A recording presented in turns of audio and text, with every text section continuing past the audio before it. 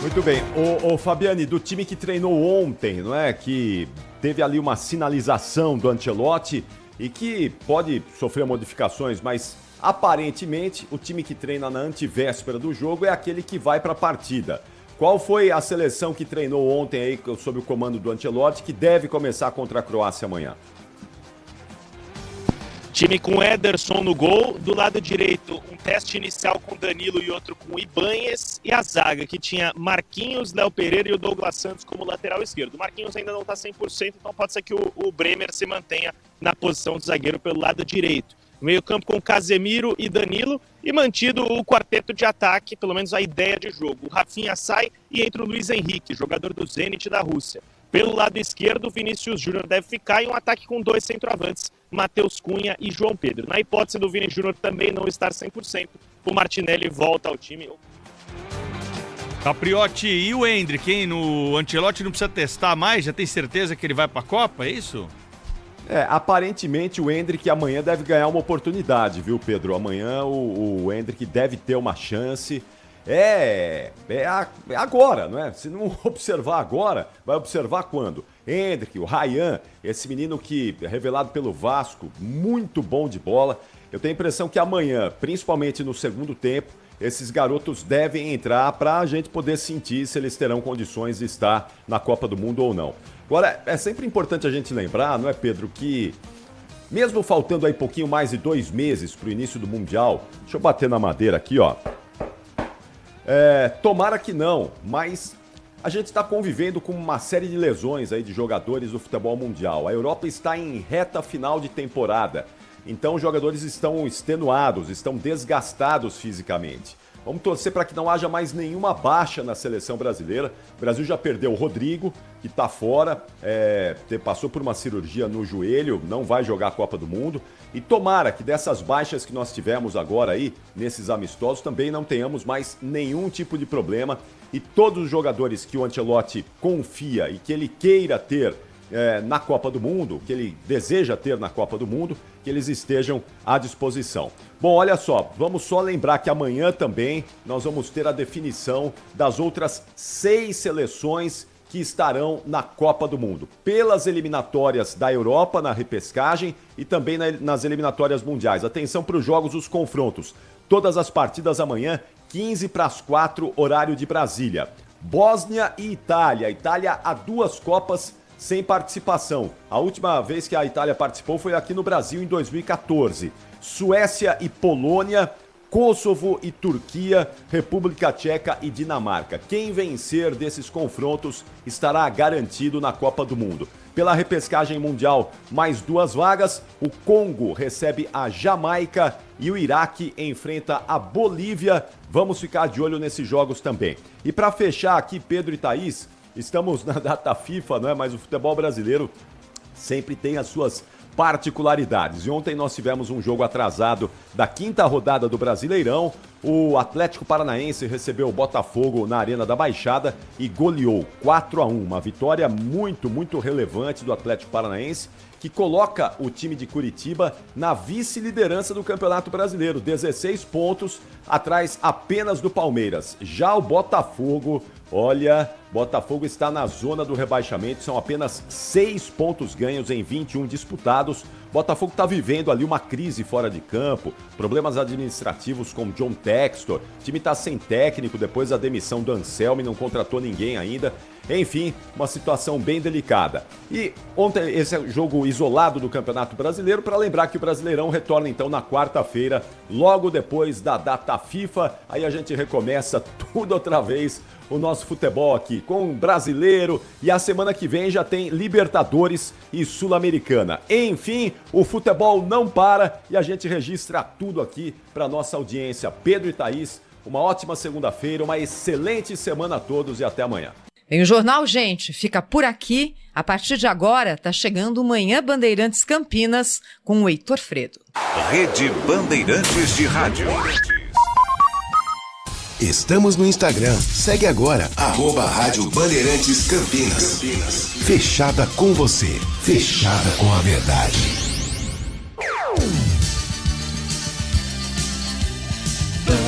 Bandeirantes. Você está ouvindo o Rádio Bandeirantes Campinas. ZYO 260, FM faixa estendida 85,7. Rádio Bandeirantes, fechada com você, fechada com a verdade. Manhã Bandeirantes. Oferecimento. Recap, Sindicato dos Postos de Combustíveis de Campinas e Região. Acesse recap.org.br. E Pastore Turismo, especialista em viagens 50+, conforto, segurança e mais de 35 mil passageiros embarcados. Quinto sinal marca 10 horas da manhã, a hora certa da informação regional no microfone da Rádio Bandeirantes Campinas. Muito bom dia, excelente segunda-feira, um ótimo início de semana para você que até agora ficou na companhia do Jornal Gente. Nós vamos juntos até agora, a partir de agora e até às 11h30 da manhã, para levar informação, prestação de serviços, opinião, destacando o que de mais importante acontece no Brasil e no mundo. Foco principal aqui na região metropolitana de Campinas e em boa parte do interior paulista, que amanhã vai acompanhar novamente às 8 da manhã o Jornal Gente, na companhia do Pedro Campos, da Thaís Freitas, da Sônia Blota, do Cláudio Humberto, mas que vai continuar atento também ao giro de repórteres que continuam a postos para levar até você toda a informação importante neste dia 30 de março de 2026, penúltimo dia do terceiro mês do ano, o quarto mês já está batendo a porta. Quarta-feira já estaremos no mês de abril, uma semana mais curta, sexta-feira feriado, é a Sexta-feira Santa, data comemorativa para os cristãos, que tem também reflexos para a economia. A gente vai falar sobre isso também ao longo desta semana. A gente vai repercutir também os números do Instituto de Pesquisa Paraná Pesquisas, que traz a situação eleitoral do Executivo Federal.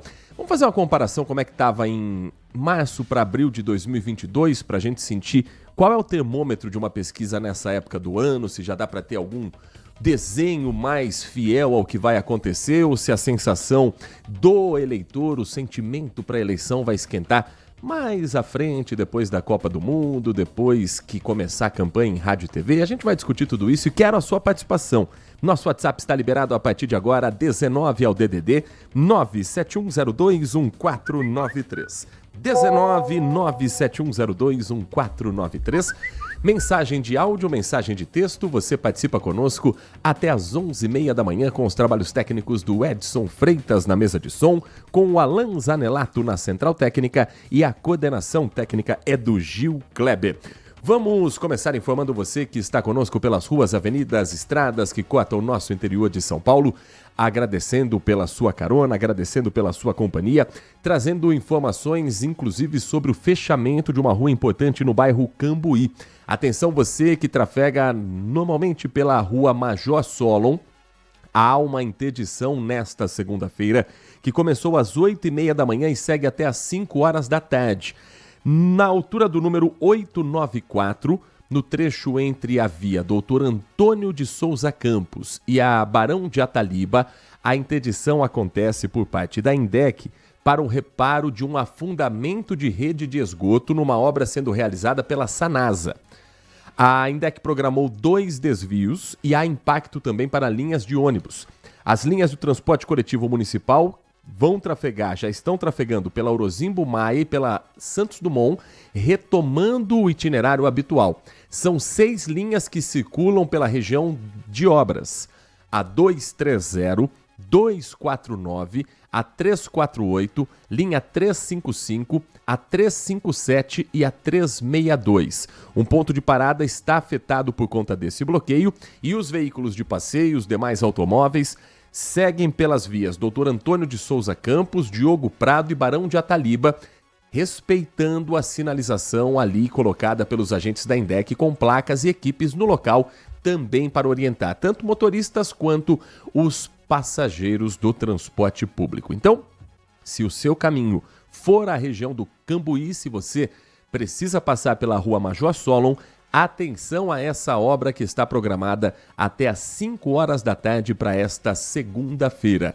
Para o motorista que está nas rodovias que cortam o nosso interior paulista, neste momento, um acidente com 3 vítimas está sendo atendido no trecho de Embu das Artes, limite entre Embu das Artes e Itapecerica da Serra, no Rodoanel Mário Covas. Atenção se esse for o seu destino, os veículos estão nesse momento no acostamento, mas isso ainda provoca uma interdição parcial da pista e também uma lentidão nesse trecho para o motorista que está no sentido São Paulo. Então, se já tiver passado por esse trecho, boa viagem. Se ainda não foi o seu destino, se ainda vai para a região do Rodoanel Mário Covas, atenção máxima à passagem por esse trecho. No mais, vamos trazer atualização também das outras rodovias que cortam o nosso interior de São Paulo. Nesse momento, aberto o painel de tráfego da Artesp, responsável pelo trânsito com o centro de controle multimodal através das câmeras de monitoramento, informando você que nesta manhã, no sistema Anhanguera Bandeirantes, lentidão nesse momento na rodovia Anhanguera, registrada em 2 pontos, passagem por Jundiaí são 4 quilômetros, do 64 ao 60, excesso de veículos, segundo a concessionária Autoban, e ainda na Anhanguera, na chegada a São Paulo, do quilômetro 12 ao quilômetro 11, o para e anda para acessar a marginal do Rio Tietê.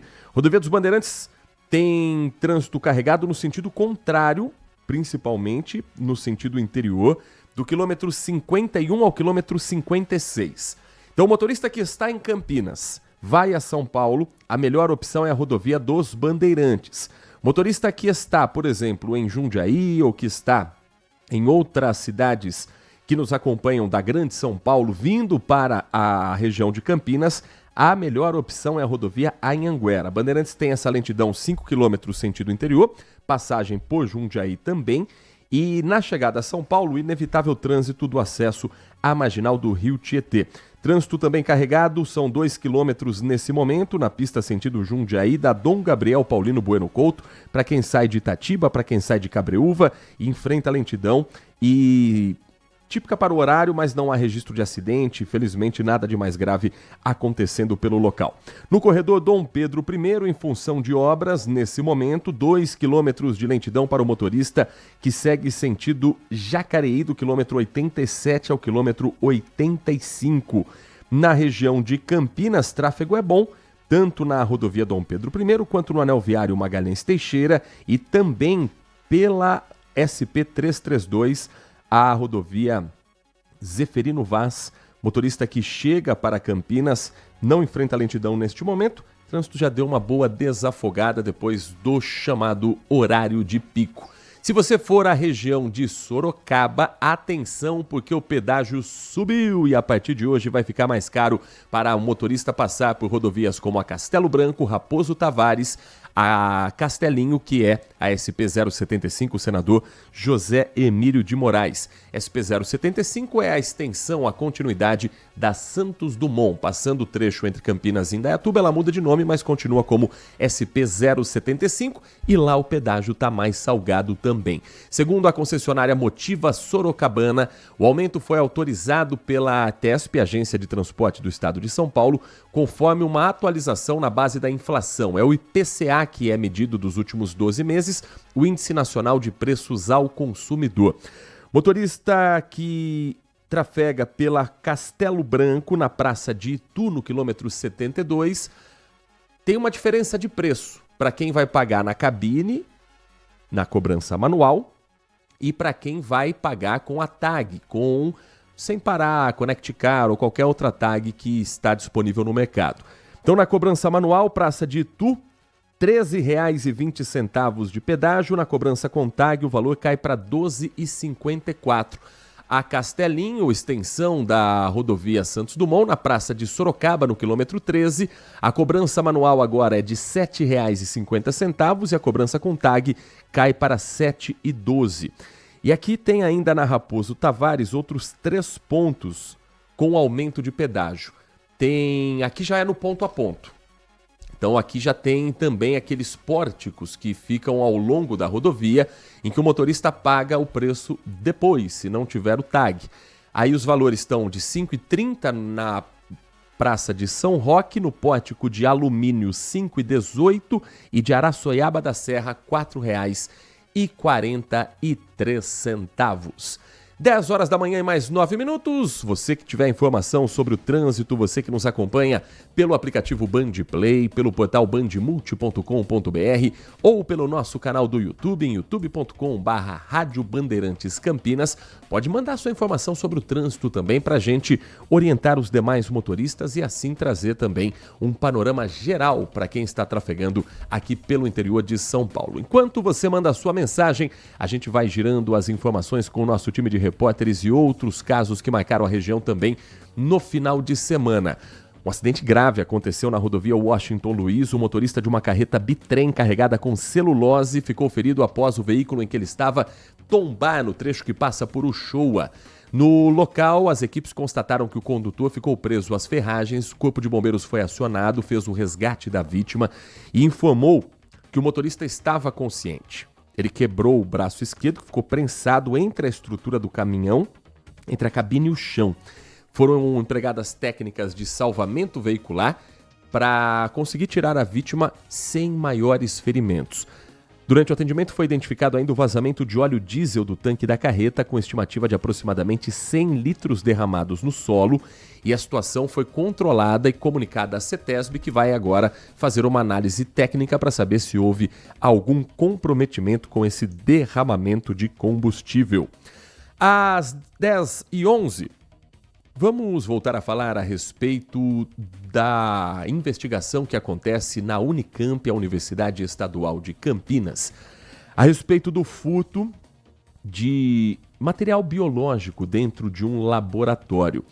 Ainda há alguns pontos a serem apurados pela investigação, mas a Polícia Federal se pronunciou a respeito da investigação contra a professora Soledad Palameta Miller, da Faculdade de Engenharia de Alimentos da Unicamp, e do marido dela, o veterinário e doutorando Michael Miller, como suspeitos pelo furto do material biológico. A informação ontem que também foi publicada pelo programa Fantástico da TV Globo, de que foram levadas pelo menos 24 cepas diferentes, como dengue, zika, chikungunya, herpes, coronavírus humano e 13 tipos de vírus animais.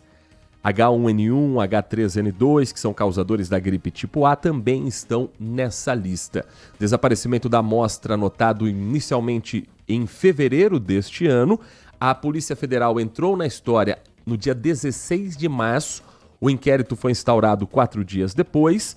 Câmeras de monitoramento estão sendo utilizadas nessa investigação e a repórter Graziele Geronde conversou com o Dr. André Ribeiro, delegado-chefe da Polícia Federal em Campinas, e a gente traz mais informações na reportagem do Manhã Bandeirantes.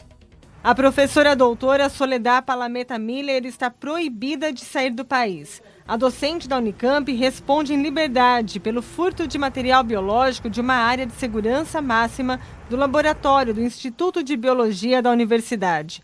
A Polícia Federal encontrou as amostras em outro prédio do mesmo campus, na Faculdade de Engenharia de Alimentos. Ainda de acordo com as investigações, Soledad também tentou descartar o material alvo da investigação. É que após a busca na residência, ela retorna à Unicamp, acessa, né, o instituto lá, o que não estava lacrado, e seguindo as regras lá, descarta o material que poderia representar um descarte de materialidade probatória, né, do ponto de vista investigativo criminal. Uma aluna teria percebido que parte do material teria desaparecido no dia 13 de fevereiro. Depois, mais amostras teriam sumido no dia 24 de fevereiro. A Polícia Federal analisa imagens da Unicamp que mostram que o marido, Michael Edwards Miller, que também era aluno de doutorado do Instituto de Biologia, foi quem pegou as amostras para entregar à professora. Na comunicação do evento, é apontado como a possibilidade de suspeita ali pelo final 24, 25 de fevereiro, a possibilidade dele ter subtraído o material. Algumas imagens, né, são encaminhadas pela universidade, mas só é coincidente com o momento em que é percebido a ausência desse material, é subsequente. As investigações também devem apontar se há uma motivação comercial. A polícia aguarda os laudos da Anvisa e Ministério da Agricultura e Pecuária para saber quais foram os vírus furtados pela professora. A Universidade Estadual de Campinas se pronunciou através de uma nota publicada chamando o caso de uma situação isolada. A Unicamp publicou a nota afirmando que o furto de vírus do Laboratório de Virologia e Biotecnologia Aplicada do Instituto de Biologia foi um caso isolado e não envolveu organismos geneticamente modificados. A nota explica que, com relação à subtração de materiais de pesquisa, a universidade esclarece alguns pontos. Os laboratórios NB3 operam em conformidade com protocolos rígidos de segurança. Laboratório NB3, vamos traduzir esse termo aqui que está na nota da Universidade Estadual de Campinas. NB3 significa Nível de Biossegurança 3. É uma instalação que tem alta contenção, que é projetada para manipular agentes biológicos patogênicos de alto risco. Aqueles que podem causar doenças graves, doenças letais, que é o caso desse laboratório que foi invadido. Então, a Unicamp afirma que os laboratórios que têm esse nível de segurança, esse nível de biossegurança, considerado 3, operam em conformidade com protocolos rígidos de segurança. O episódio ocorrido foi um caso isolado, resultante de circunstâncias atípicas que estão sendo averiguadas no âmbito da investigação policial. A Unicamp afirma ainda por meio de nota que, ao tomar conhecimento do fato, a reitoria da universidade acionou imediatamente a Polícia Federal e a Anvisa, Agência Nacional de Vigilância Sanitária, o que possibilitou a rapidez na localização e apreensão dos materiais levados do laboratório. Não há organismos geneticamente modificados dentre os materiais em questão.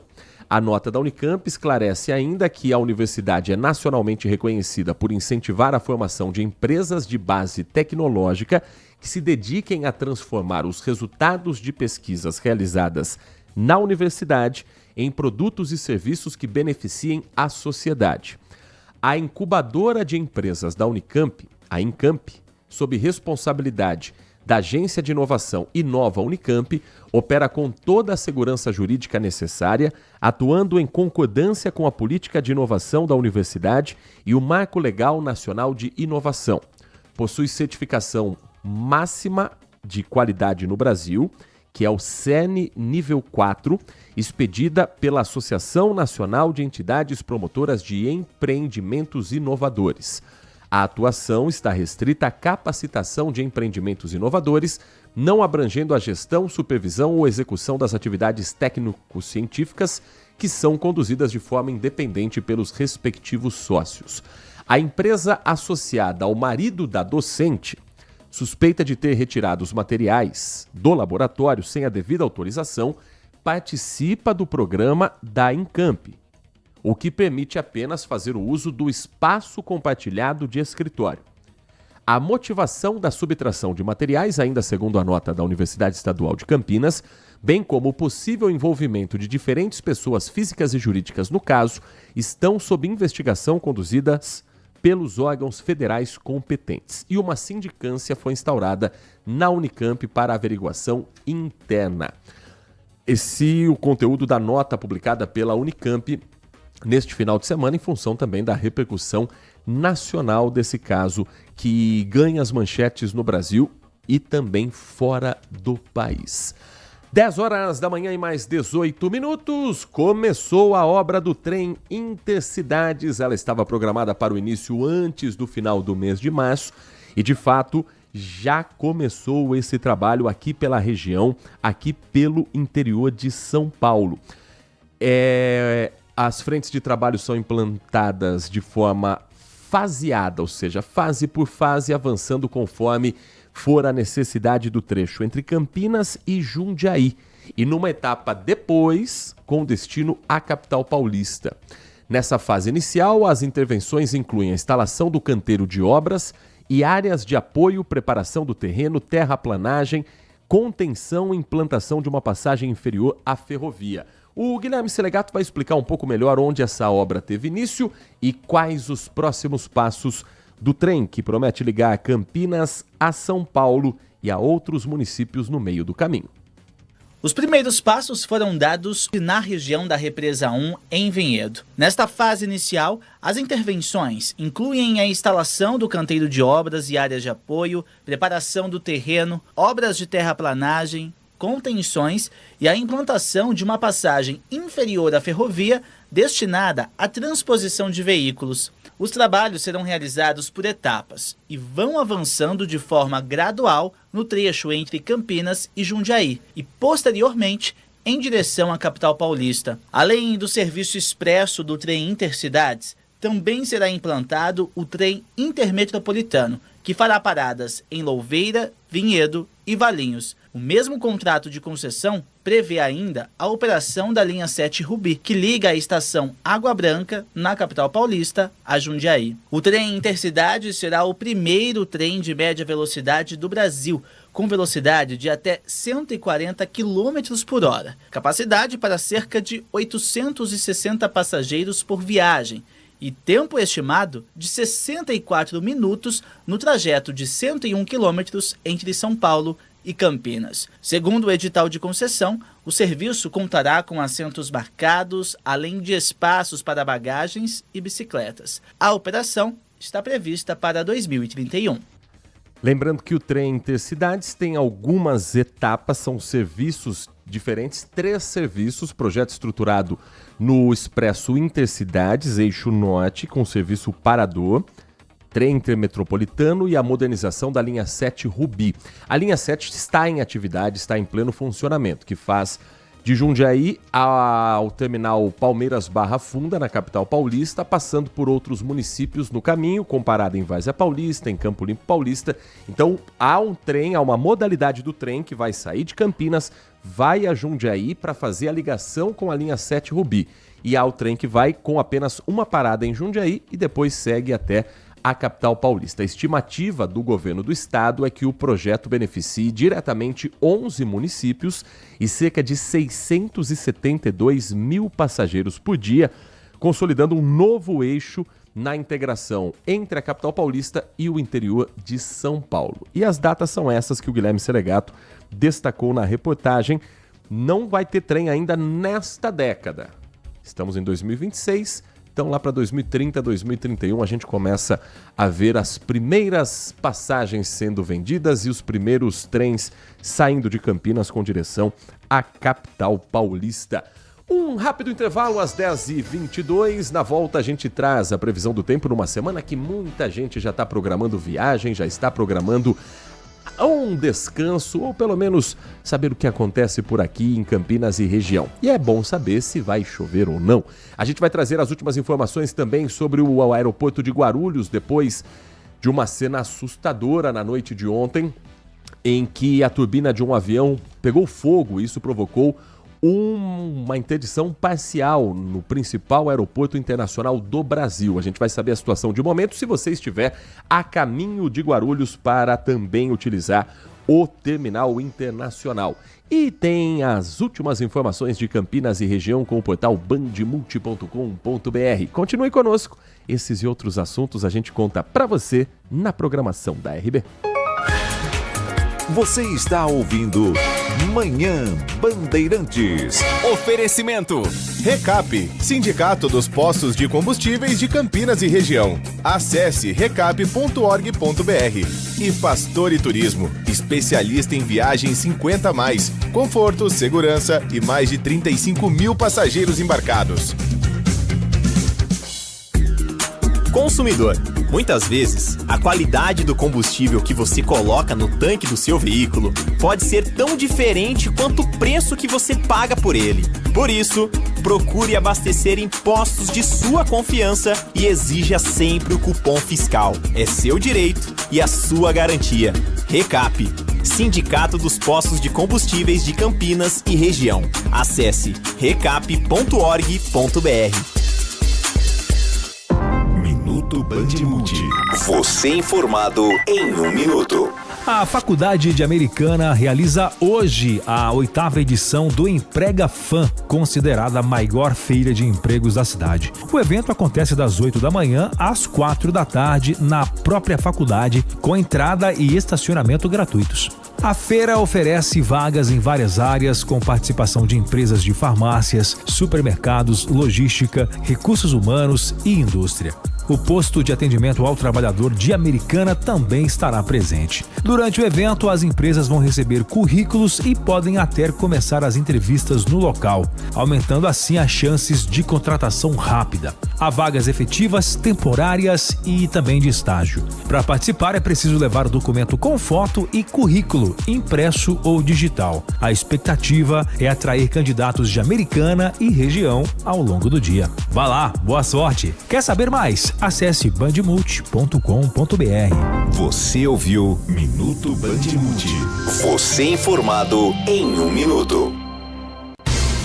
Nossa área, a opinião dos nossos craques sobre tudo de Guarani e Ponte Preta e dos times da região. Carlos Henrique e a melhor e mais premiada equipe esportiva do interior paulista. De segunda a sexta, das 11h30 ao meio-dia. Siga e assista no nosso YouTube, Rádio Bandeirantes Campinas. Ouça no FM 85,7 e nos aplicativos de celular. Rádio Bandeirantes. Fechada com você. Fechada com a verdade. Manhã Bandeirantes. 10h26, de volta com Manhã Bandeirantes na programação da Rádio Bandeirantes Campinas, 30 de março de 2026.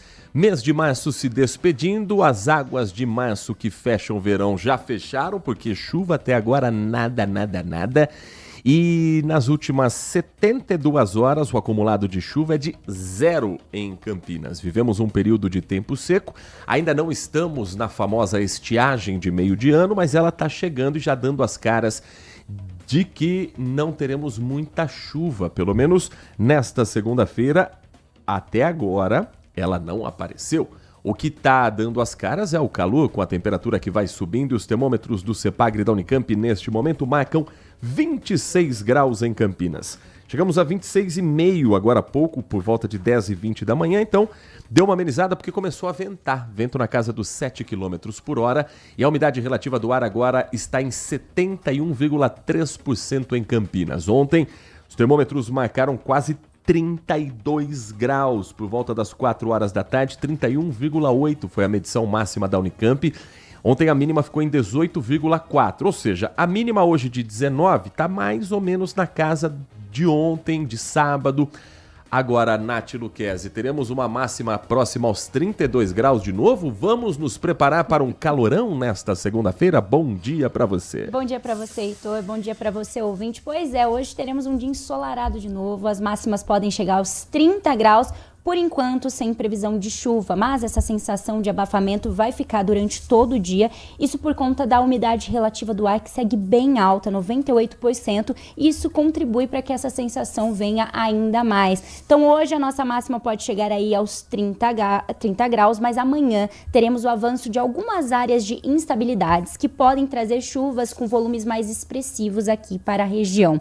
Então, para essa semana, continuaremos com tempo firme durante o período do dia, ali até a tarde e noite, previsão de chuvas até sexta-feira, que podem ser essas chuvas mais passageiras. As máximas caem um pouquinho, mas ainda continuam alta, variando aí entre 27 e 28 graus até sexta-feira. E abril já está batendo na porta, já temos um balanço para esse próximo mês. Abril é um mês típico aí de transição climática, do período mais úmido e quente, que é o verão, e que a gente, apesar de estar no outono, a gente tem vivido bastante essas características durante essas últimas semanas, para o clima seco e ameno, que é a grande parte aí do outono, né? Uma característica de grande parte do outono. Então, teremos sistemas de alta pressão atmosférica durante todo o mês, que vão predominar sobre o Brasil inteiro, e os impactos desse tipo de sistema são a redução de umidade no ar e condições para chuva. Então, teremos bloqueio na circulação dos ventos, afastamento de algumas frentes frias para o oceano, dificultando a entrada desse ar frio de origem polar no interior do país e a maioria das frentes frias de abril devem passar pela costa do sul e do sudeste, deixando o ar mais frio sobre o oceano, então elas não chegam para o interior.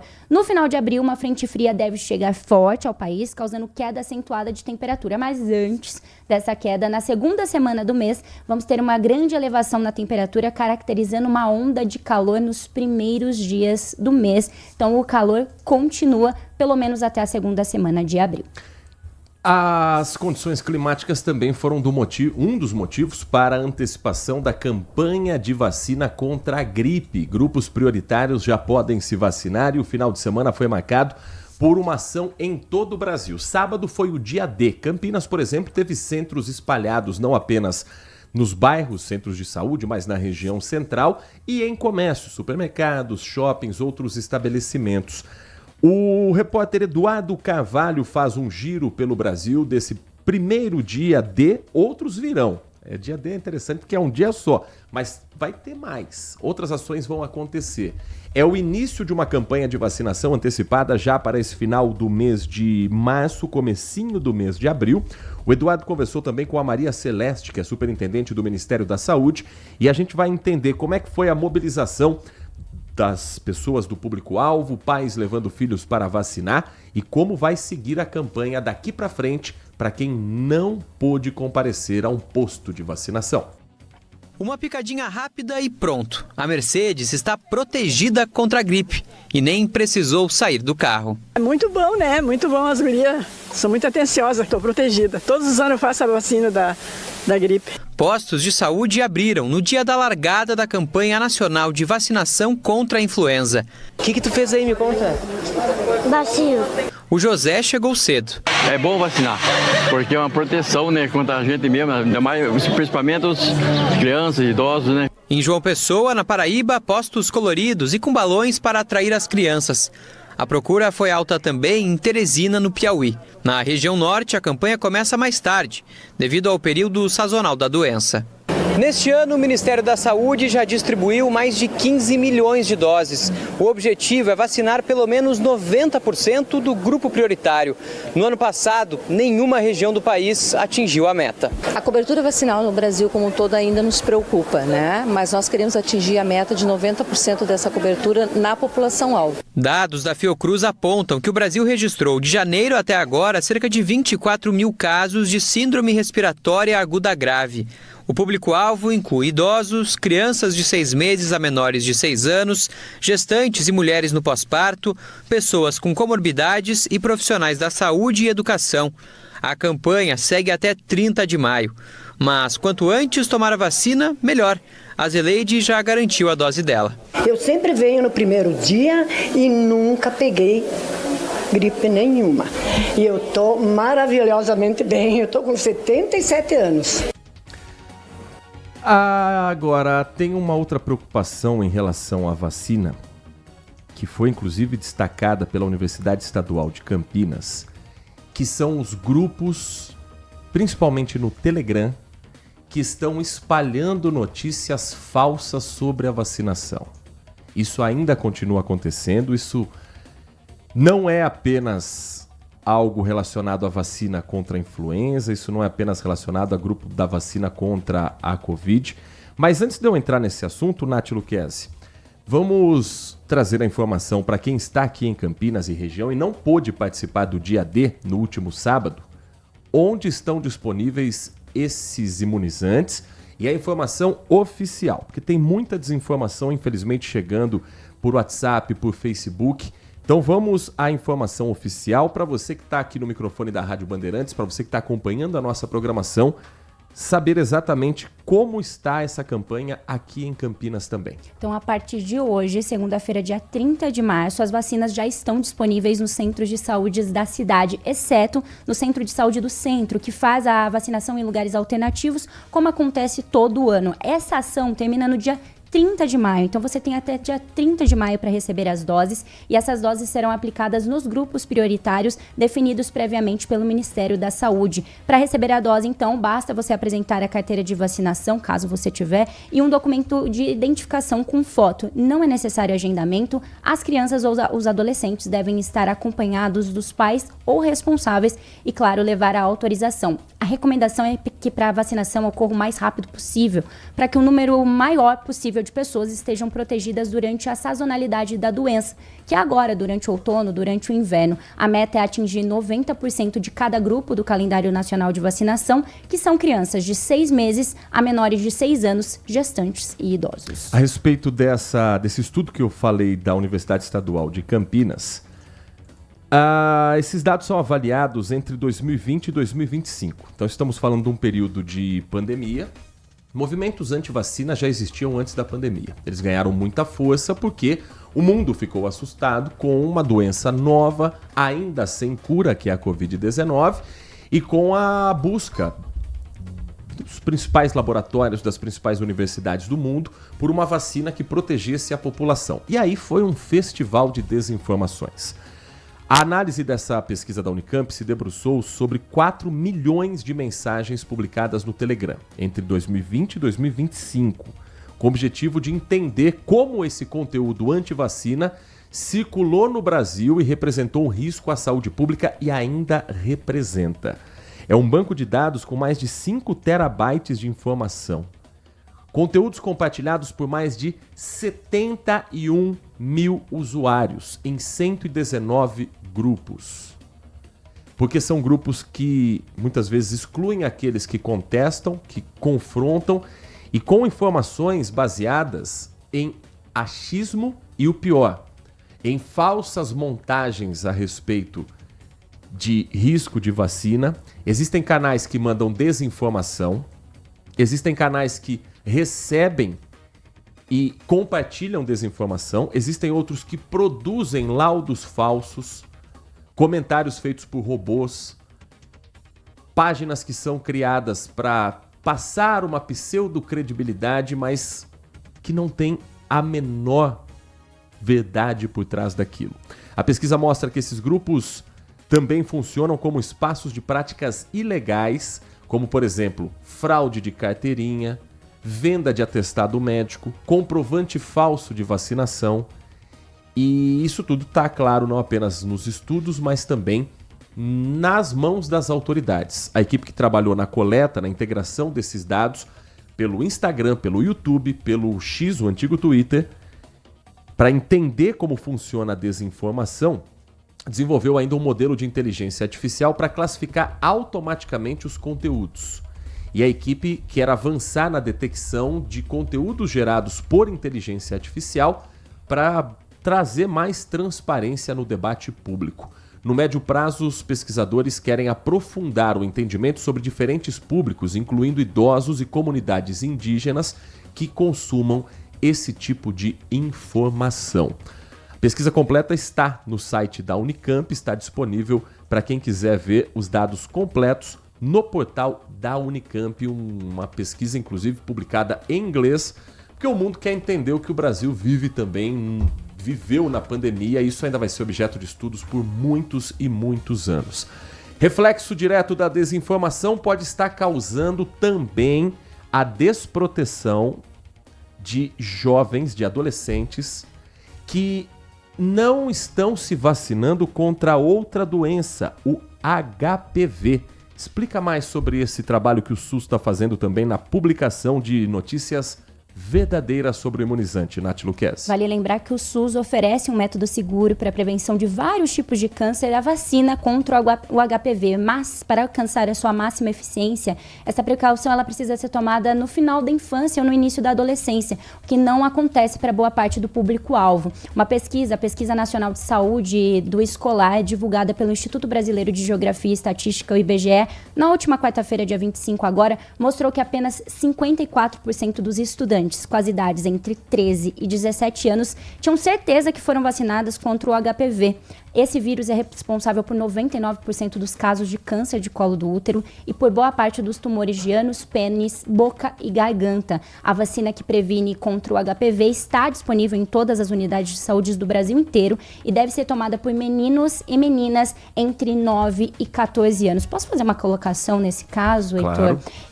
A gente traz muito esse tema à tona, principalmente no Band Mulher, e muitas mães, muitos pais, desde quando começou a vacinação, que foi lá em 2014, eu fui a primeira leva de meninas a tomar, é que a questão de estimular ou incentivar o início da vida sexual, por ser nessa faixa etária entre 9 e 14 anos. E todos os especialistas desmentem essa fake news, até porque a vacina é muito mais eficaz quando tomada antes do início da vida sexual, até porque é uma resposta imune muito mais rápida. Então, isso já foi desmentido. Não tem necessidade de não tomar. Está disponível para crianças de 9 a 14 anos e é muito importante se vacinar. O Instituto Butantan fez uma lista dos 5 mitos sobre a vacina do HPV, justamente para trazer tranquilidade nesse debate público. E essa é a principal informação. Isso está incluído também num debate muitas vezes dentro das comunidades religiosas, dentro das igrejas, como se fosse um incentivo às crianças e adolescentes para o início da atividade sexual. Lembrando que a vacina está disponível no SUS para meninas de 9 a 14 anos e meninos de 11 a 14 anos. O que fala o Instituto Butantan a respeito disso? A vacina contra o HPV não tem nenhuma relação com o incentivo à atividade sexual. Segundo a Organização Pan-Americana de Saúde, diversas pesquisas já mostraram que adolescentes imunizados contra o vírus não são mais propensos a começar a vida sexual precocemente. Quer outros dados? Um estudo da Universidade de Harvard, nos Estados Unidos, mostrou que jovens residentes em estados que tinham campanha de vacinação contra HPV lá nos Estados Unidos não tinham uma vida sexual mais ativa do que aqueles que viviam em outros estados sem a vacina. Mais um estudo. Universidade de Michigan. A pesquisa apontou que a vacinação não está associada à maior probabilidade de início de atividade sexual e nem ao aumento no número de parceiros. A recomendação de aplicar a vacina na faixa etária de 9 a 14 anos é exatamente isso que a Nath Lucchesi destacou. Porque você consegue imunizar precocemente crianças e adolescentes antes da vida de atividade sexual que virá no futuro. Não é para antecipar a atividade sexual. Mas existem outras informações falsas que também foram desmentidas pelo Instituto Butantan. A vacina contra o HPV não causa convulsões e outros problemas neurológicos. 30 mil voluntários participaram dos ensaios clínicos da vacina do HPV e em 17 anos de acompanhamento, 300 milhões de doses foram aplicadas no mundo e não foi identificada nenhuma evidência de que cause convulsão ou problema neurológico. Outra coisa que também foi desmentida pelo Butantan: a vacina contra o HPV não causa infertilidade. Isso também é outra notícia tirada da cabeça de alguém que quer propagar desinformação. Mais duas: não aumenta o risco de coágulo no sangue, também é outra mentira. Tem estudo norte-americano, tem estudo na Dinamarca mostrando que também não há nenhuma associação a isso. E não é uma vacina destinada apenas às meninas. Meninos e homens também devem ser protegidos contra o HPV, já que correm o mesmo risco que as mulheres de se infectarem ao longo da vida e também são importantes transmissores do vírus. Além disso, os homens têm 20 vezes mais chances de sofrer uma reinfecção do que as mulheres. Então, se você é pai de adolescente, mãe de adolescente, tem um neto, uma neta nessa idade de vacinação, leve para a proteção do seu neto, da sua neta, esse adolescente, essa criança, para esse processo de imunização. 54,9% dos estudantes tomaram a vacina. É um número baixo. É um número que poderia ser muito maior e tomara que assim siga daqui em diante.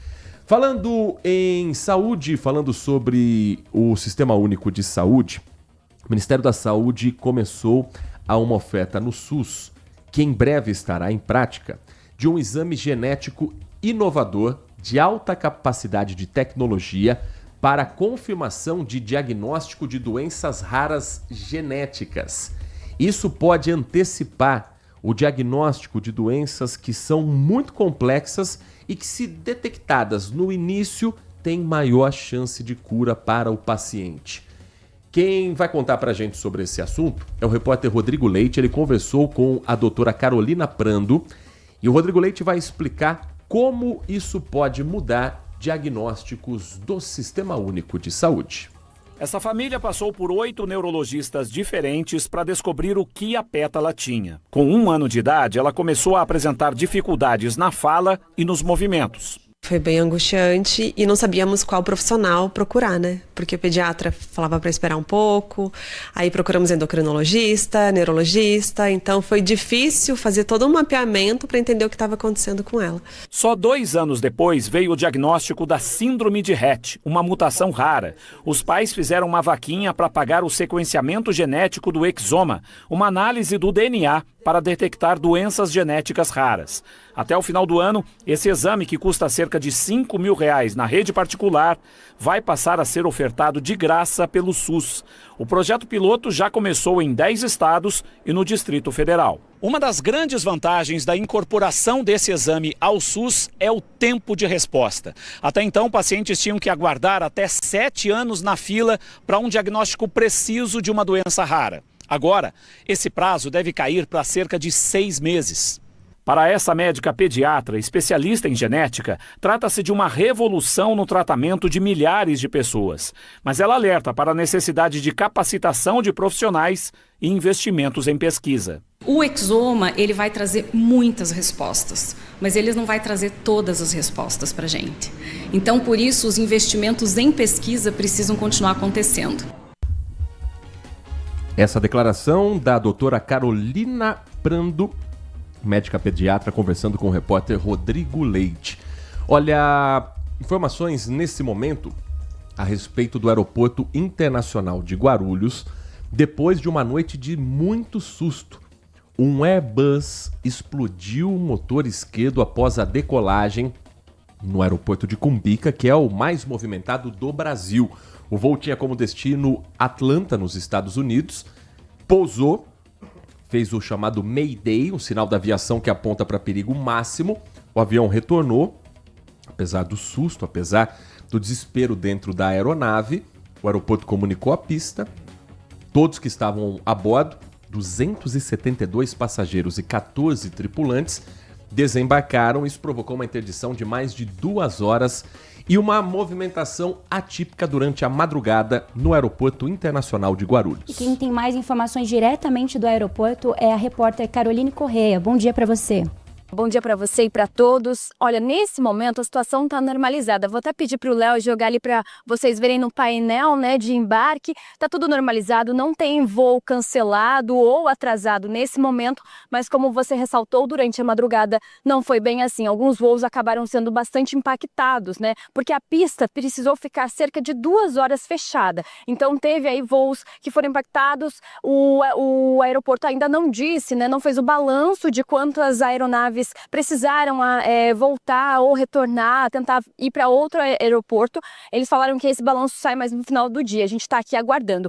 Mas um voo que estava previsto aí para ir para Atlanta por volta das 10 para meia-noite saiu aqui do aeroporto de Guarulhos e assim que decolou, ele acabou então tendo essa turbina esquerda, ela explodiu e teve um pânico muito grande. Assim que a torre de controle entendeu o que estava acontecendo, acionou o piloto, que prontamente falou o Mayday e retornou aqui ao aeroporto.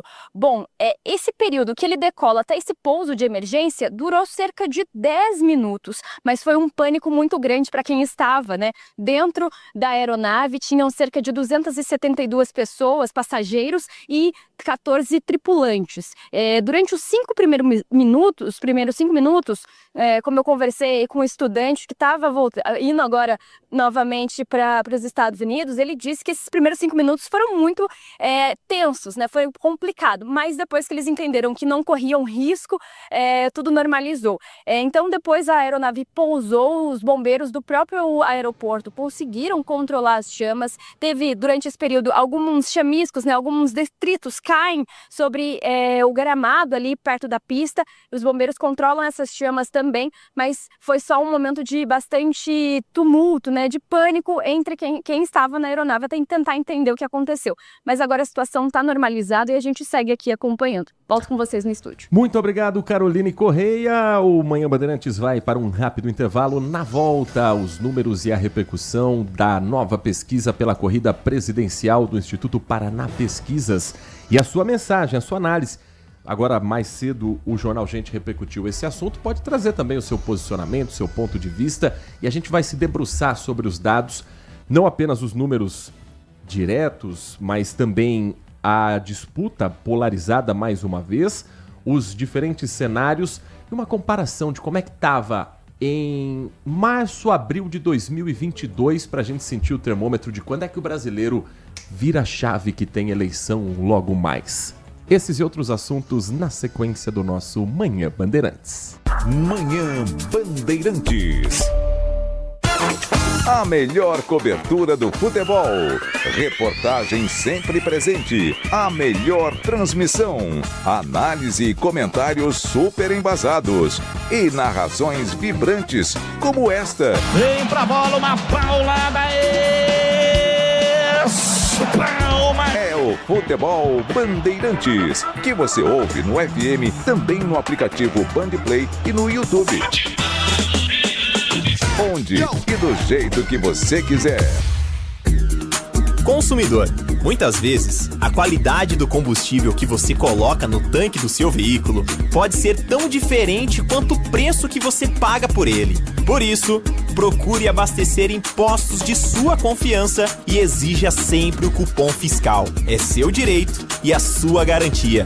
Recap, Sindicato dos Postos de Combustíveis de Campinas e Região. Acesse recap.org.br.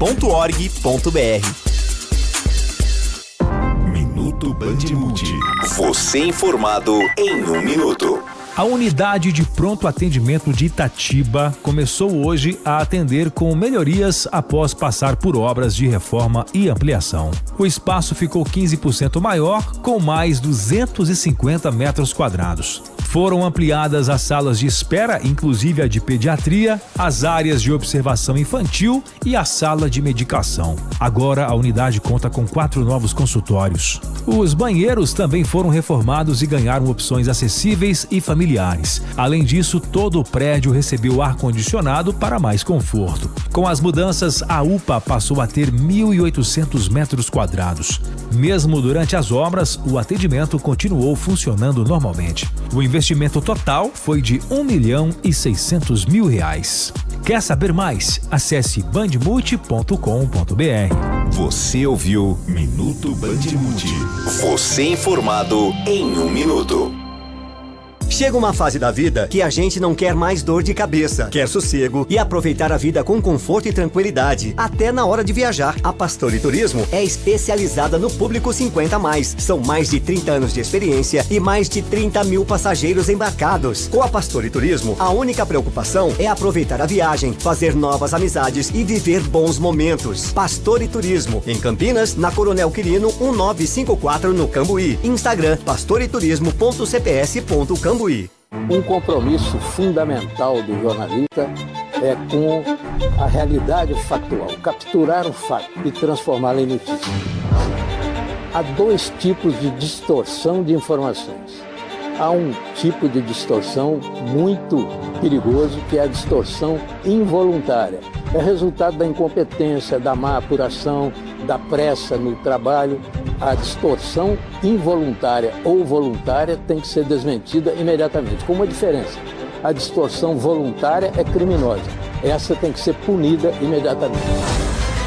O jornalismo de credibilidade, o jornalismo sério, o jornalismo que busca atender o interesse público, esse é um jornalismo que significa também um combate permanente às fake news. Duvide, cheque, não espalhe fake news. Grupo Bandeirantes. Respeito pelo fato. Respeito por você. De segunda a sexta, o Acontece é o seu giro rápido das notícias regionais do Brasil e do mundo, com as informações mais relevantes do momento. Trazemos a você uma visão panorâmica dos principais acontecimentos, tudo em um formato ágil e dinâmico, para garantir que você esteja sempre por dentro do que está acontecendo. Não perca! De segunda a sexta, a partir da 1h da tarde, na tela da Band+. Rádio Bandeirantes. Porque sempre tivemos os microfones abertos para o debate, abertos para a opinião plural, abertos para a sua participação, é que podemos dizer que estamos fechados com você e com a verdade. É mais do que um compromisso. Porque sobre os fatos pode-se interpretar, fazer conjecturas das motivações, pode-se elaborar, projetar suas consequências. Mas os fatos são os fatos. E é aí que você vai nos encontrar sempre firmes. Não abrimos mão da verdade dos fatos. E sempre com foco em você, na defesa dos seus direitos. Mais do que nunca, Rádio Bandeirantes. Fechada com você, fechada com a verdade. Manhã Bandeirantes. 10 horas da manhã, 54 minutos, 10h54, nosso Manhã Bandeirantes está de volta, trazendo também as últimas informações que você confere no portal bandmulti.com.br, bandmulti.com.br, o seu portal de informação 24 horas por dia, seu canal também para ouvir a Rádio Bandeirantes Campinas. Quando você abre o bandmulti.com.br, vai ter lá ao vivo, piscando na sua tela. Ali você acompanha a nossa programação de onde você estiver, a hora que você quiser. E quem está conosco aqui nos nossos estúdios é a Maria Eduarda Lopes para trazer informações sobre uma história que mobilizou o Corpo de Bombeiros no final de semana em Campinas. E olha, foi um incêndio que assustou os vizinhos e que, conforme a polícia foi apurando em pleno centro da cidade o que aconteceu, a história foi se tornando mais complexa e a descoberta de que o incêndio foi criminoso. Maria Eduarda Lopes, bom dia para você. Bom dia, Heitor. Bom dia, Nath. Bom dia. Conta pra gente essa história Exatamente completa. Isso, uma história bem complexa. O incêndio, ele está sendo considerado criminoso e, além disso, a mulher está sendo acusada por importunação sexual. Que mulher? O que aconteceu? O que aconteceu? Vamos lá. Ela invadiu um apartamento e tentou beijar à força uma adolescente de 17 anos. E na sequência, ela usou uma televisão para colocar fogo no imóvel. Foi assim, ela invadiu o apartamento, tentou beijar a menina desceu, pediu ajuda pro porteiro. Em seguida, ela viu que a menina ia pedir ajuda, foi e tentou colocar fogo ali no apartamento dela. A menina de 17 anos morava com as duas irmãs adultas, mas estava sozinha naquele momento. E o porteiro chamou a polícia e na hora que a polícia chegou, o apartamento da menina já estava em chamas. Ela foi detida ali mesmo no local e quando ela estava sendo levada para a delegacia em busca pessoal, foi encontrado com ela um isqueiro. Com isso, ela foi presa e continua à disposição da justiça. Essa história aconteceu na rua Conceição, no centro de Campinas, nesse final de semana. Então, ela fica à disposição da justiça pelos dois crimes, importunação sexual e incêndio criminoso. Ela foi encaminhada à cadeia feminina de Paulínia, passou por audiência de custódia, vai responder pelo processo em liberdade, mas com uma medida restritiva. Então ela tem que se manter a pelo menos 200 metros de distância da vítima, entre outras medidas cautelares. Que situação tensa vivida por essa adolescente. Passa na cabeça, né? Ela vai ter que justificar para o juiz e, por enquanto, ela está na liberdade provisória, mas se descumprir qualquer uma dessas medidas, volta para a penitenciária de Paulínia, além de arcar com os custos materiais, obviamente, do incêndio provocado por ela. E uma outra história que também está no portal bandmulti.com.br é da cidade de Valinhos. A manchete no texto da Maria Eduarda Lopes: idoso é preso por estupro de vulnerável após abusar de uma menina de 10 anos. Conta a história pra gente, Duda. Exatamente. Um homem de 69 anos foi preso em flagrante por estupro de vulnerável na data de ontem, em Valinhos. Um morador flagrou pelas imagens de segurança o abuso sexual desse idoso com uma menina de 10 anos em uma área de mata do bairro Parque Portugal. A Secretaria de Segurança Pública confirmou as informações quando a gente perguntou e falou que o caso foi registrado na delegacia de Valinhos, porém não pôde dar muitos detalhes por conta de se tratar de um crime sexual contra menor de idade. É a lei de proteção de dados e nem é nosso papel também expor a vítima, mas sim trazer alguns alertas a respeito de quais são os riscos para a convivência com possíveis predadores sexuais que muitas vezes passam ilesos, despercebidos, acima do bem e do mal, mas não existe, acho que ninguém acima do bem e do mal numa sociedade. Às vezes o que existe é o preconceito de achar que um idoso jamais faria mal para uma criança, para um adolescente. Quando se percebe, às vezes, o abuso é feito por alguém que tem muita confiança por parte da família. Exatamente. Maria Eduarda Lopes, portal bandmulti.com.br, e nas nossas redes sociais também tem informações todas as horas, todos os dias. Como é que a gente faz para seguir, por exemplo, o Portal Bandmulti no Instagram? Só clicar lá na barrinha de pesquisa, Portal Bandmulti. Vai aparecer, a gente está sempre postando as notícias de Campinas e região, as principais e mais impactantes. Um bom dia, bom trabalho a você e toda a equipe do Portal Bandmulti. Obrigada. 10 horas e 59 minutos. A gente vai trazer informação agora a respeito de um programa que já está em funcionamento no estado de São Paulo, mas no Brasil todo. É o programa Gás do Povo. Nós conversamos com a secretária nacional do Ministério do Desenvolvimento Social, porque o programa Gás do Povo, ele tem um número de pessoas beneficiadas no estado de São Paulo que já passa de 1.100.000 pessoas. Mas ainda há dúvidas a respeito desse programa. São Paulo teve no mês de março, com a expansão do Gás do Povo, quase 1.200.000 novas famílias contempladas. O programa é voltado para o público de baixa renda para assegurar a recarga gratuita do botijão de 13 quilos diretamente nas revendas credenciadas.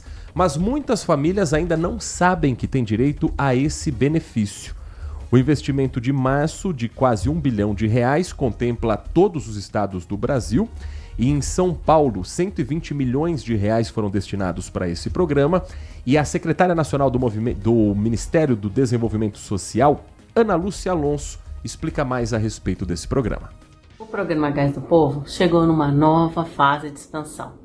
Agora, 14,8 milhões de famílias já são beneficiárias da gratuidade. Isso quer dizer que com o Vale, a família pode escolher uma revenda credenciada e ir lá se apresentar e, com o seu CPF e a senha no celular cadastrado na Caixa, ou com o cartão do Bolsa ou qualquer cartão com chip da Caixa Econômica Federal, pode fazer a recarga do seu gás a cada período. O programa tem essa preocupação de atender famílias maiores com uma periodicidade menor, ou seja, famílias com mais de 4 membros recebem um vale a cada 2 meses e famílias de 2 ou 3 pessoas recebem um vale a cada 3 meses. Então pode ficar tranquilo, aguarda terminar o seu gás e vai até uma revenda credenciada.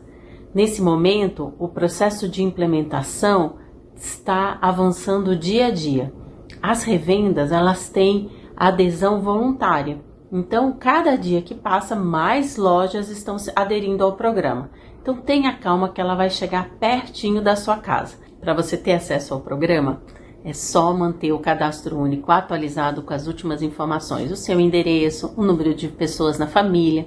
E se você tiver alguma pendência, ou no CPF, ou nos dados cadastrais do CadÚnico, tem que ir atrás para resolver. Estando assim, todas as famílias que tenham renda per capita de até meio salário mínimo estão aptas a se elegerem ao programa.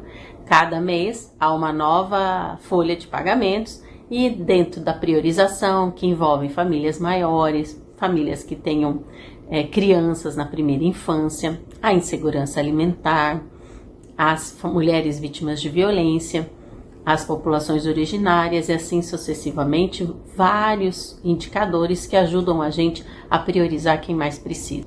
Nesse ano de 2026, as famílias que participam do Bolsa Família estão priorizadas para a gente conseguir atender com o programa Gás do Povo. Mas o programa está começando, então preste atenção, acompanhe nas nossas mídias e nos nossos sites para ver se você já tem direito e faça a escolha, se você tiver beneficiário, faça a sua escolha da sua revenda e faça a troca da recarga do gás.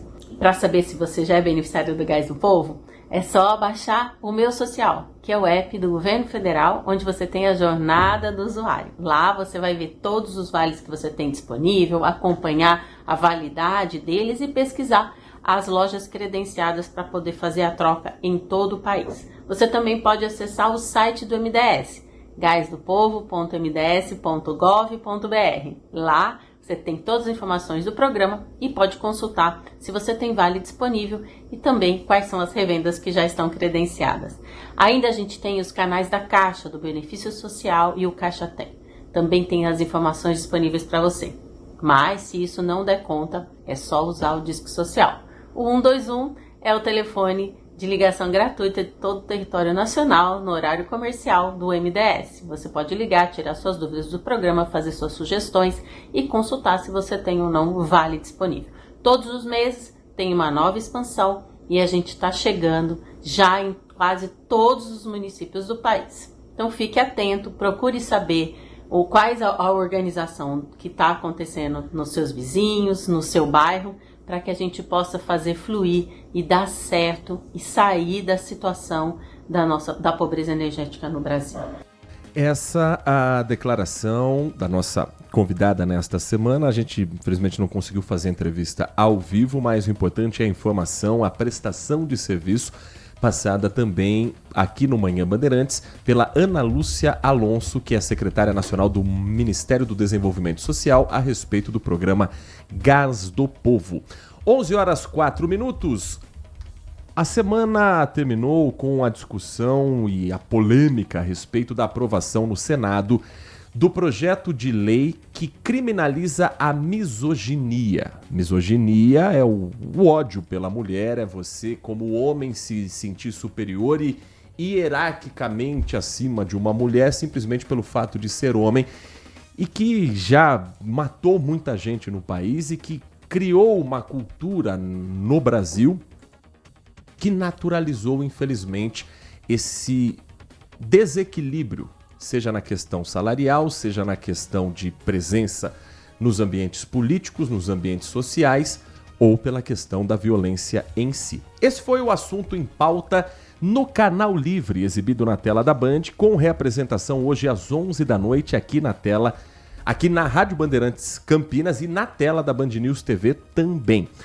Entre os debates, entre os assuntos e entre as convidadas, a educadora Caroline Delboni falou a respeito da inclusão dos meninos no diálogo sobre a conscientização do gênero. Nós vamos trazer um trecho do programa Canal Livre, que teve como uma das apresentadoras a jornalista, o time de jornalismo da Band, Adriana Araújo, foi uma das entrevistadoras, uma das convidadas também do Canal Livre. E a Adriana Araújo fez a seguinte questão para a professora Carolina Delboni.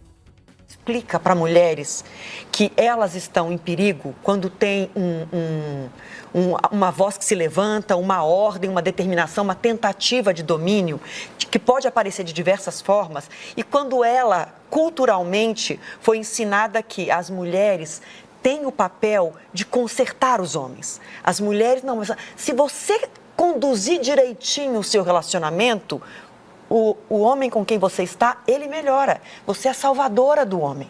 Então, como dizer para essas mulheres que elas não têm obrigação de se salvar homem nenhum e que, na verdade, elas precisam se salvar se elas estão numa situação de violência psicológica que pode chegar a uma tentativa ou um feminicídio? Eu vou trazer exemplo muito, eu estou dentro de escola, né, e eu trabalho junto com adolescentes e jovens, então eu vou trazer um pouco do que acontece dentro desse universo, né, dessas instituições sejam elas públicas ou privadas.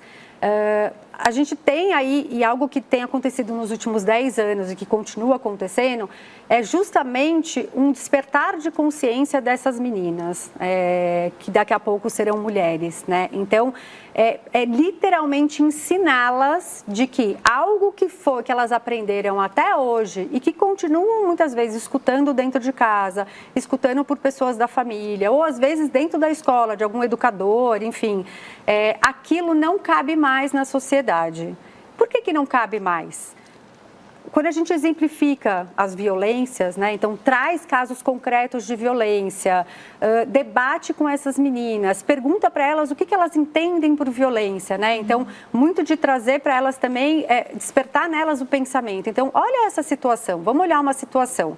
Como é que vocês percebem isso? Vocês acham que tem violência nessa situação? Essa fala, parece que tem violência? O que a gente faz muito é trazer casos reais, né? Então, pega casos que estão na mídia, na imprensa e trazer para trabalhar. Você começa muitas vezes com a sala inteira, porque é importante trazer os meninos para essa conversa, né? Eu tenho insistido muito nesse ponto, porque quando a gente isola eles também dessa informação, a gente está, na verdade, transformando um pedaço da sociedade, buscando, né, forçando aqui uma mudança que é necessária, porque essas meninas precisam aprender a se defender, elas precisam aprender a identificar a violência, precisam aprender a denunciar e a se defender. Agora, este menino também tem que aprender a olhar as meninas por outra via que não a violência, que não o machismo ou o ser homem, que é o que ele está acostumado, né? Então, a gente tem feito rodas de conversa onde todos participam, né? Muito primeiro perguntando para eles o que eles acham, como é que eles veem aquela situação, o que eles enxergam ali que pode ser uma violência ou não, e a gente vai trabalhando, né? Termos, por exemplo, e violência, o que é violência? Misoginia, o que é misoginia? Exato. Quando a gente fala em empoderamento da mulher, o que eu estou falando em empoderamento? O que tem por trás desses termos? Porque a gente tem usado também muitos termos, muitas palavras, só que a gente não explica o que elas significam. E quando eu não sei, quando eu não tenho informação, eu não tenho como agir, né? Eu sei aquilo, mas eu não sei direito o que aquilo significa. Então, o que eu faço? Então, esse tem sido um caminho. Esse é um trecho do Canal Livre, exibido ontem na tela da Band, com a educadora Carolina Deboni, também com outras convidadas a respeito da discussão do projeto de lei contra a misoginia, que foi aprovado por unanimidade no Senado Federal. Unanimidade significa que todos votaram a favor do projeto de lei, inclusive opositores à pauta e que defendiam publicamente que esse seria um caminho de censura a algum tipo de fala.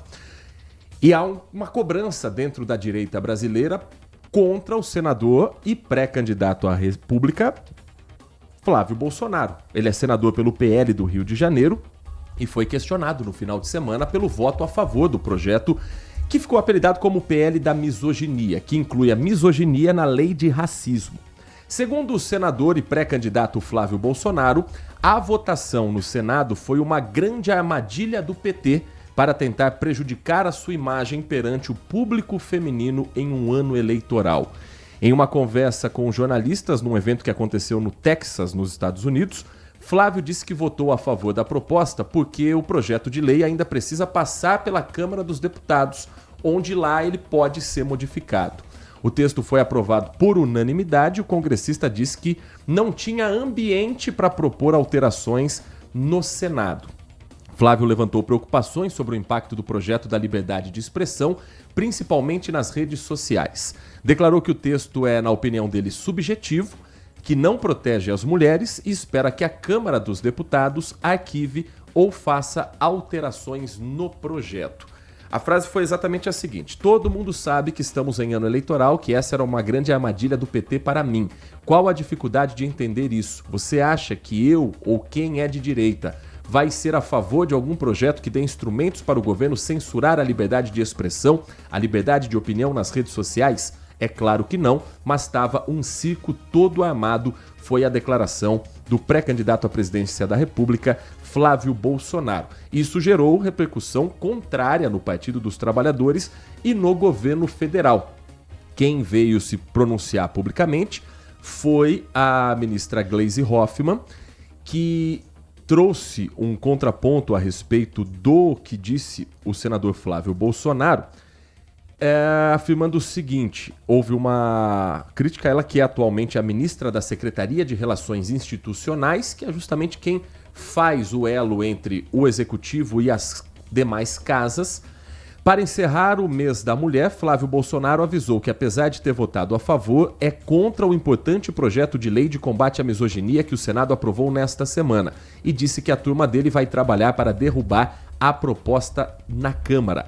A farsa do voto a favor não durou nem uma semana até cair a máscara numa entrevista que ele deu durante reunião da extrema-direita global nos Estados Unidos. Gleisi não poupou críticas à postura de Flávio Bolsonaro e disse: tal pai, tal filho, são mentirosos e misóginos os Bolsonaros. Não respeitam a verdade nem as mulheres no Brasil ou em qualquer lugar do mundo. Isso foi publicado nas redes sociais pessoais da ministra Gleisi Hoffmann, e ainda tem a próxima etapa da votação, que será na Câmara Federal. O projeto de lei é de autoria da senadora Ana Paula Lobato, do PDT do Maranhão, e tem como relatora a senadora Soraya Tronic, do Podemos do Mato Grosso do Sul. Há uma grande movimentação na Câmara para que ele seja derrubado, e um dos principais defensores de derrubar essa proposta é o deputado federal Nicolas Ferreira, o mais votado no estado de Minas Gerais e o deputado federal mais votado nas últimas eleições. Eu tenho um último intervalo para a gente cumprir aqui o nossa grade comercial, e na volta a política nacional é o destaque aqui no Manhã Bandeirantes. Manhã Bandeirantes.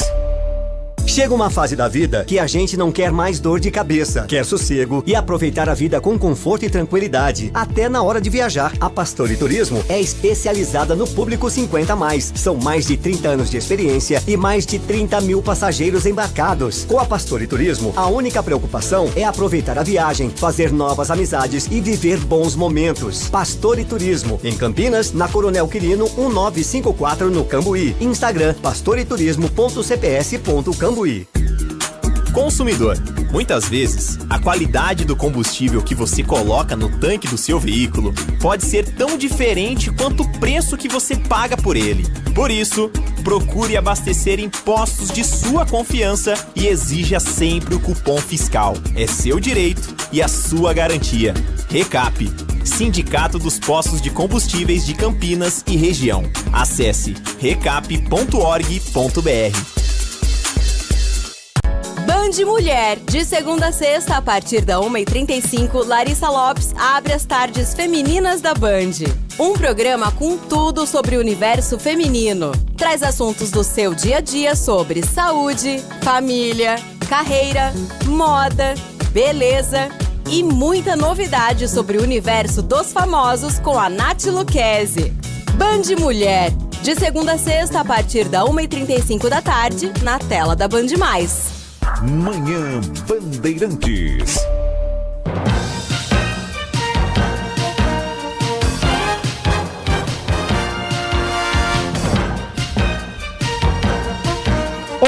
Horas 16 minutos. O Instituto Paraná Pesquisas divulgou nesta segunda-feira a nova pesquisa quantitativa de opinião para as eleições 2026. Pesquisa essa que nós vamos trazer também a metodologia. Você acompanhou mais cedo um pouco dos números, as análises dentro do Jornal Gente, e a gente vai reforçar e trazer para você que não pôde acompanhar a amostragem, quantas pessoas foram entrevistadas e a situação eleitoral também para a disputa 2026. A pesquisa foi feita em todo o território brasileiro, com coleta entre os dias 25 e 28 de março. 26 estados, além do Distrito Federal, num total de 2.080 eleitores em 158 municípios. A margem de erro é de 2,2 pontos percentuais para mais ou para menos. Primeiro vamos à pesquisa espontânea, que é aquela que é a primeira pergunta feita ao eleitor na rua. Em quem você pretende votar nas eleições 2026, sem apresentar os nomes dos candidatos? A resposta mais comum é não sei, ou não quis responder, com 42,9%. Aí vem os nomes dos candidatos citados. O atual presidente Luiz Inácio Lula da Silva, do PT, aparece com 26,3% na pesquisa espontânea. Flávio Bolsonaro, senador pelo PL, aparece com 16,9%. Jair Bolsonaro, ex-presidente que está preso e inelegível, 4,3%. Aí vem 3 governadores em sequência com menos de 1%. Romeu Zema, governador de Minas Gerais, 0,6%. Ronaldo Caiado, governador de Goiás, 0,6%. Ratinho Júnior, governador do Paraná, com 0,5%. Seguem na lista dos nomes citados espontaneamente Renan Santos, do novo partido Missão, que é o partido do MBL, 0,3%, e Aldo Rebelo, da Democracia Cristã, ex-ministro, com 0,1%. Aí, apresentados os nomes dos candidatos, a porcentagem é a seguinte: Lula lidera com 41,3% das intenções de votos, seguido por Flávio Bolsonaro com 37,8%. A margem de erro, como eu disse, é de 2,2 pontos percentuais. Então, se a gente chegar no limite aqui do máximo da margem de erro de Flávio, 38 vai para 40, e no mínimo da margem de erro de Lula, 41, 40, 39,1. Então eles estão empatados no limite da margem de erro, tecnicamente, com uma vantagem numérica para o presidente Lula. O terceiro colocado, bem distante dos dois favoritos, é Ronaldo Caiado, que hoje vai ser confirmado como candidato do PSD de Gilberto Kassab para a presidência da República.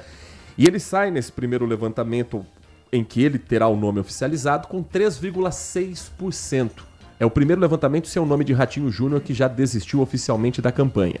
Romeu Zema aparece com 3%, Renan Santos 1,2%, Aldo Rebelo com 1,1%. Essa situação do cenário para primeiro turno. Se a gente pegar uma pesquisa estimulada de segundo turno, isso também foi levantado pelo Instituto Paraná Pesquisas, segundo turno há um empate técnico, com o presidente Lula aparecendo com 44,1%, 45,2% para Flávio Bolsonaro, 6,2% dos eleitores disseram que não sabem ou que não devem votar em nenhum deles, e 4,5% não quiseram opinar. No segundo cenário também de pesquisa estimulada para presidente, aqui tem alguns recortes, né? Vamos trazer alguns dos outros recortes, além daquilo que já foi discutido também no Manhã Bandeirantes. Pergunta feita de maneira estimulada para o eleitor: Lula merece ser reeleito presidente da República? 53,3% disseram que não, 43,7% disseram que sim, 3% não sabem ou não quiseram opinar. O recorte do levantamento dos que acreditam que o presidente Lula merece ser reeleito tem uma enorme vantagem do Nordeste em relação aos demais estados.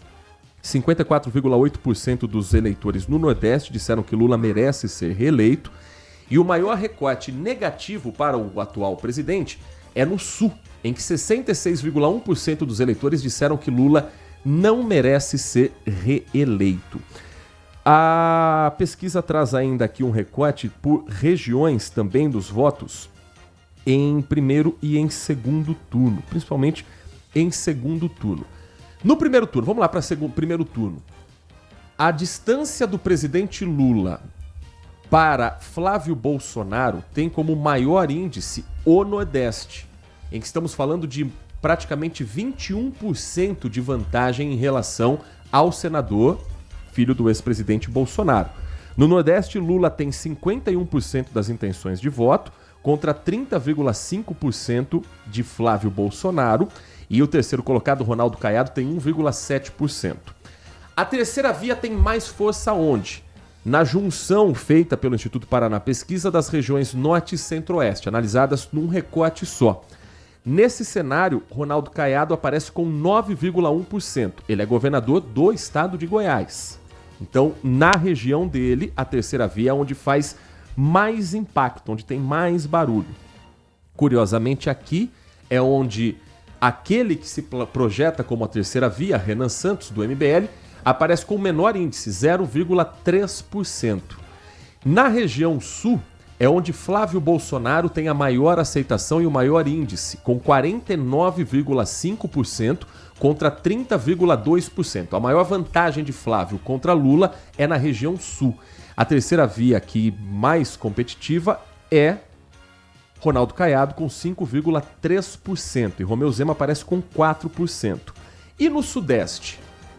Lula aparece no recorte da região Sudeste com 41,2% das intenções de voto, 37,9% para Flávio Bolsonaro, 3,6% para Romeu Zema, que é o terceiro colocado no recorte apenas de Sudeste, 2,1% para Ronaldo Caiado, 1,6% para Renan Santos e 1,4% para Aldo Rebelo. Esse é o cenário de momento para as eleições 2026. Vamos lembrar como estavam as pesquisas de opinião nessa mesma época em 2022? Eu trouxe aqui um recorte para você que foi feito pelo Instituto Quest, na mesma época em que nós estamos vendo agora o da pesquisa de opinião do Instituto Paraná Pesquisas. Foi mais precisamente no início de abril, dia 7 de abril. Naquela ocasião, o então candidato Lula aparecia com 44% das intenções de voto. O presidente, na época, Jair Bolsonaro, aparecia com 29% das intenções de voto. O terceiro colocado era Sérgio Moro, do União Brasil, que desistiu da campanha, mas aparecia com 6%. O quarto colocado era Ciro Gomes, do PDT, que terminou em quarto mesmo, mas não atrás de Sérgio Moro, atrás de Simone Tebet, que aqui aparecia com 1% das intenções de voto. A lista ainda tinha André Janones, do Avante, que foi eleito deputado, mas não foi candidato a presidente, João Dória, do PSDB, que aparecia com 1%, Vera Lúcia, do PSTU e outros nomes que também participaram da disputa. Então vamos comparar o que foi a pesquisa para o resultado final. Nesse trabalho feito lá em 2022, Lula aparecia com 44% dos votos em abril. No dia da eleição, ele terminou com 48,43% dos votos válidos. Bolsonaro aparecia, então presidente, com a máquina na mão, com 29% das intenções de voto em abril. E ele terminou com 43,20%. Ciro Gomes, que já estava com cara de que não ia muito longe, aparecia com 5%, terminou com 3%. E a Simone Tebet, que terminou com 4%, aparecia com 1%. Minha interpretação para tudo isso: o brasileiro vai lembrar de eleição, vai sentir o gostinho da eleição lá para agosto, depois da Copa do Mundo. Claro que existem aqueles mais mobilizados, que se informam todos os dias, que acompanham programação em rádio, TV, que já têm o voto definido. Mas a decisão mesmo vai ser entre aqueles que estão em busca de uma terceira via, que talvez não se mostre competitiva, e aqueles que não foram votar nas últimas eleições por um desânimo total do cenário político. Quem está com a máquina, historicamente, guarda os tanques para o momento em que é aberto o processo eleitoral. Tanto que Bolsonaro, em abril, tinha 29%, mas ele terminou o primeiro turno com 43%. Isso vai se repetir agora com o presidente Lula, que vai guardar os tanques para o processo eleitoral quando começar horário político em rádio, em TV. Então, é importante ter pesquisa de opinião nesse momento? Claro que é. Mas dá para tirar a conclusão do que vai ser a pesquisa de opinião referente ao que será de fato na urna? Historicamente, não dá para ter essa conclusão, porque muita gente vai guardar a sua resposta de em quem votar somente para depositar na urna no primeiro domingo do mês de outubro. 11h26, um recado para você que está acompanhando o nosso Manhã Bandeirantes. Você já percebeu que chega um momento da vida em que a gente simplesmente não quer mais dor de cabeça? Aquela correria, preocupação, imprevistos. A verdade é que depois dos 50, o que você merece é ter sossego, aproveitar a vida, ter conforto, tranquilidade e boas experiências, inclusive na hora de viajar. E é exatamente pensando nisso que existe a Pastore Turismo, uma agência especializada em pessoas 50+, que está há mais de 30 anos no mercado, organizando viagens com todo cuidado, conforto e segurança. Não é à toa que já são mais de 550 viagens realizadas para destinos nacionais e internacionais e mais de 35 mil passageiros embarcados ao longo dessa história. A Pastore Turismo conta com 2 unidades, a sede em São Paulo e a franquia aqui em Campinas. Em nossa região, a Pastore Turismo está na Rua Coronel Quirino, número 1954, na loja 5, no Cambuí. Com a Pastore, a única preocupação que você vai ter é aproveitar a viagem, fazer novas amizades e viver momentos que ficam guardados para sempre na memória. Anote o WhatsApp, 19 é o DDD 992106075. 92106075 e programe a sua viagem sem dor de cabeça com a Pastore Turismo. Rádio Bandeirantes. A opinião aqui do nosso ouvinte Edson Elias. Bom dia, Heitor. Um país que tem Lula e alguém da família Bolsonaro como candidatos à presidência não tem futuro, na opinião do nosso ouvinte. Muito obrigado pela participação, muito obrigado pela audiência. A mensagem aqui do Adriano Vermelho. Sobre política, começa com uma situação de um ditado antigo francês. Eles não aprenderam nada e também não esqueceram nada. Analise com cuidado o discurso do candidato a presidente brasileiro num fórum nos Estados Unidos. Está se referindo a Flávio Bolsonaro. Ainda com velhos argumentos que nem ele mais acredita, como de fraude nas eleições, perseguição política, teorias de conspiração e pior, fluente em inglês, poderia cobrar ou reivindicar alívio nas cobranças das taxas vigentes, mas preferiu a bajulação, a subserviência e a vassalagem.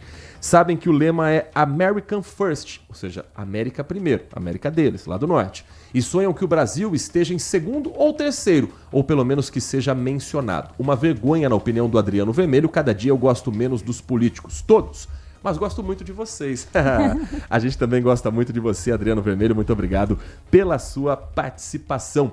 Às 13h30, também conhecido como 1h30 da tarde, a Nath Luquezzi espera você na tela do Band Mulher, na programação da Band. Com quais atrações nesta segunda-feira? Vamos começar a semana recheada. A gente vai falar sobre a importância do brincar para as crianças, para o desenvolvimento cognitivo delas. A gente vai comentar um pouquinho também sobre câncer coloretal. Tem crescido muito no Brasil. A gente vai trazer um alerta para você. E para finalizar, começando a nossa semana oficial pré-Páscoa, vamos te ensinar aí 2 recheios para você conseguir colocar nos seus ovos de Páscoa ou nas sobremesas. Ai, que delícia! Não vejo a hora de chegar 1h30 da tarde para te encontrar e para comer os ovos também. Um beijo e até amanhã. Até amanhã, Nath Luquezzi. Trabalhos técnicos de Edson Freitas na mesa de som, Alan Zanelato na central técnica e a coordenação do Gil Kleber.